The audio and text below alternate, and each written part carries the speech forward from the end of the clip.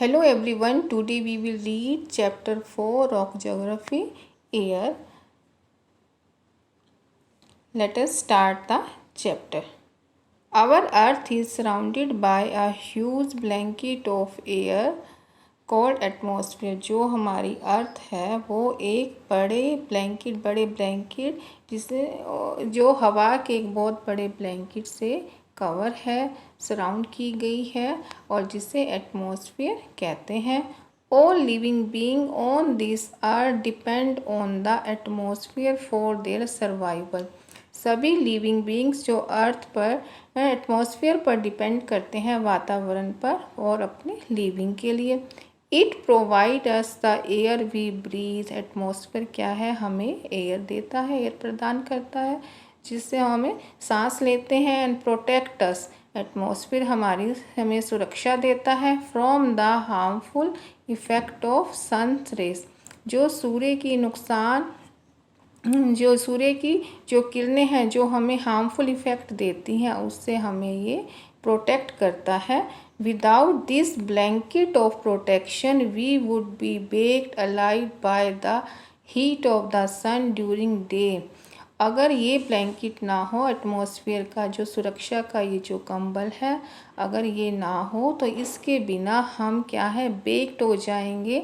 और जैसे alive means जैसे ही हम इसके अंदर पक जाएंगे. By the heat of the sun. जो सूर्य की जो गर्मी है दिन के समय जो and get frozen during night. और रात को हम जम जाएंगे अगर एटमॉस्फेयर की ये सुरक्षा की जो कवच है, लेयर ना हो. So it is the mass of air that has made the temperature on the earth liveable.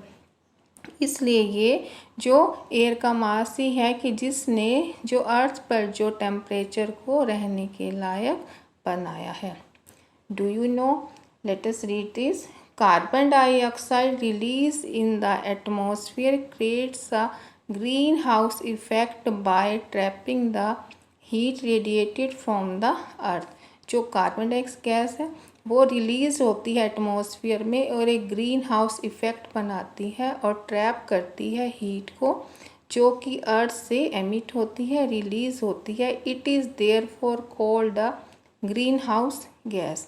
इसीलिए इसे ग्रीन हाउस गैस कहते हैं. And without it the earth would have been too cold to live in. और अगर इसके बिना क्या है कि जो अर्थ इतनी ठंडी हो जाएगी और इस पे रहने के लिए. And when its level in the atmosphere increases due to factory smoke और कार फ्यूम. और एटमॉस्फेयर में अगर क्या है कि जब इसका लेवल क्या है बढ़ जाता है, किस वजह से? और जो फैक्ट्रीज इंडस्ट्रीज से जो धुआं बाहर निकलता है या फिर कार के धुएं से. The heat retain increases the temperature. जो हीट है वो बाहर जो आती है वो टेम्परेचर को बढ़ा देती है, अर्थ के टेम्परेचर को. This is called global warming. इसे ग्लोबल वार्मिंग कहते हैं. This rise in temperature causes the snow in coldest part of the world to melt. और इस वजह से टेम्परेचर क्या है बढ़ जाता है. और कहाँ पर? इन कोल्डेस्ट पार्ट, ठंडे जो जगहें हैं वर्ल्ड में. और क्या है कि जो आइस है वहाँ पर जो स्नो होती है वो मेल्ट हो जाती है. As the sea level rises. और सी का लेवल, समुद्र का जो लेवल है वो बढ़ जाता है. Causing flood in the coastal area. और जो कोस्टल एरिया में समुद्री इलाके में बाढ़ आ जाती है. There may be drastic changes in the climate of the place leading to extinction of some plants and animal in the long run. और इससे क्या होगा कि जो हमारा वातावरण है, क्लाइमेट के अंदर जो है कि काफ़ी चेंजेस आएंगे. और इससे क्या है कि कुछ जो प्लांट्स और एनिमल्स का क्या है कि वो लुप्त भी हो सकते हैं. और इन द लॉन्ग रन आगे के लिए को ये जो एक्सटिंक्शन भी इन प्लांट्स और एनिमल की भी हो सकती है. Now the topic is composition of the atmosphere. अब जो है एटमॉस्फेयर में क्या क्या कंपोजिशन है. Do you know that the air we take in while breathing is the actually a mixture of many gases? क्या आप जानते हैं कि जो हम हवा टेक इन जब सांस लेते वक्त अंदर लेते हैं वो काफ़ी गैसेस का क्या है, मिश्रण है, मिक्सचर है। Nitrogen and oxygen are two gases which make up the bulk of the atmosphere. और जो नाइट्रोजन और ऑक्सीजन ही दो गैसेस हैं जो कि एटमॉस्फेयर की वॉल्यूम को बनाते हैं। Carbon dioxide, helium, ozone, argon and hydrogen are found in less quantity. और क्या है कि जो कार्बन डाइऑक्साइड, हीलियम और ओजोन, आर्गन और हाइड्रोजन ये सब कम क्वांटिटी में होती हैं। Apart from these gases tiny dust particle are also present.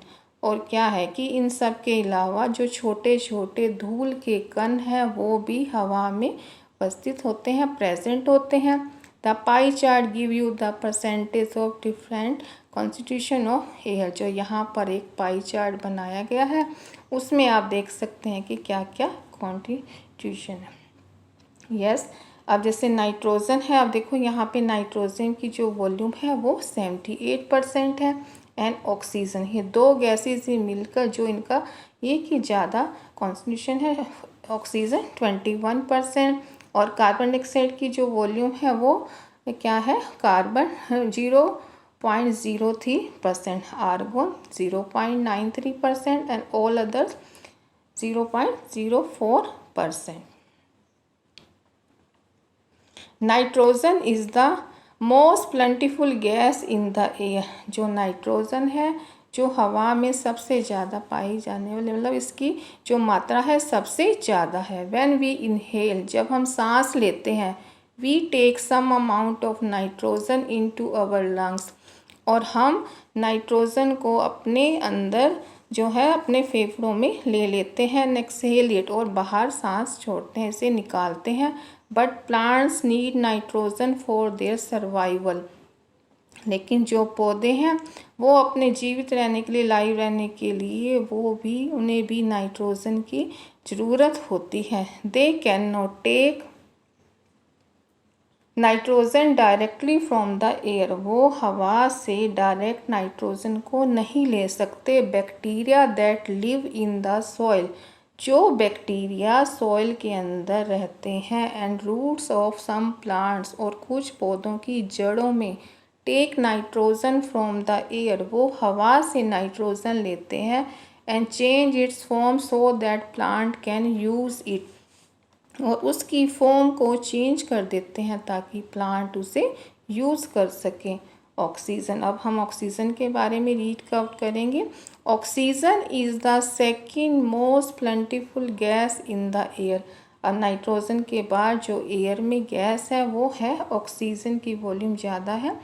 अब क्या है, human and animals take oxygen from air as they breathe. Humans और एनिमल ऑक्सीजन लेते हैं हवा से जब वो सांस लेते हैं।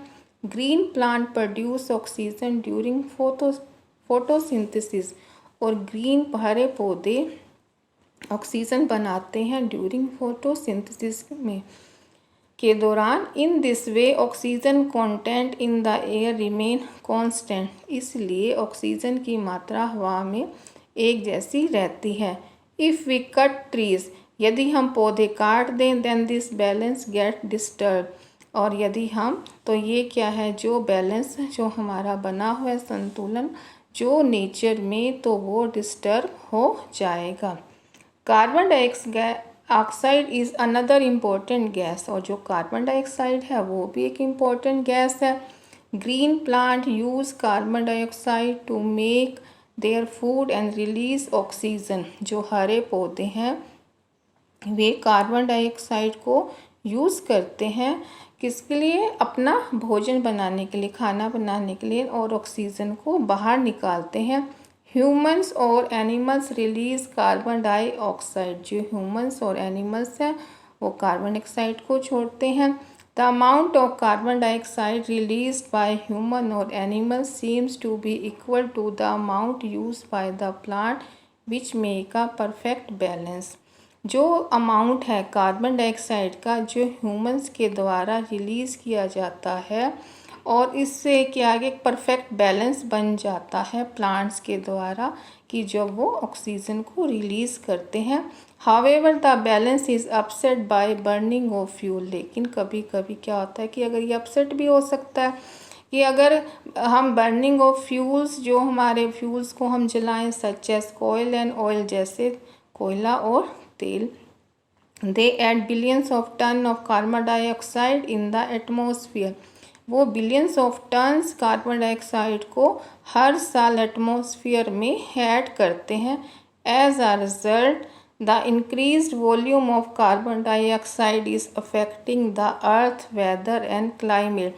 इसी वजह से ही जो कार्बन डाइऑक्साइड की वॉल्यूम है, मात्रा है, वो अर्थ के वेदर और क्लाइमेट को इफ़ेक्ट कर रही है।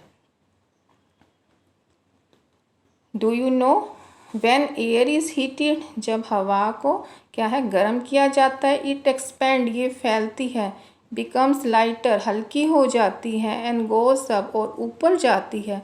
Cold air is denser and heavy, cold air जो ठंडी हवा होती है वो भारी होती है। That is why it tends to sink down whether hot air rises cold air from surrounding. और इसीलिए कि इसकी ये टेंडेंसी है कि ये नीचे ठंडी हवा हमेशा नीचे आती है और जब हॉट एयर ऊपर जाती है, कोल्ड एयर फ्रॉम सराउंडिंग जो ठंडी हवा होती है वो आसपास के एरिया से rushes there to fill in the gap, जो गर्म हवा जगह को छोड़ती है उसके अंदर वो फिल हो जाती है। That is how air circulation take place. और इसी प्रकार से एयर सर्कुलेशन होता है। Okay children, next part of the chapter we will read in next video.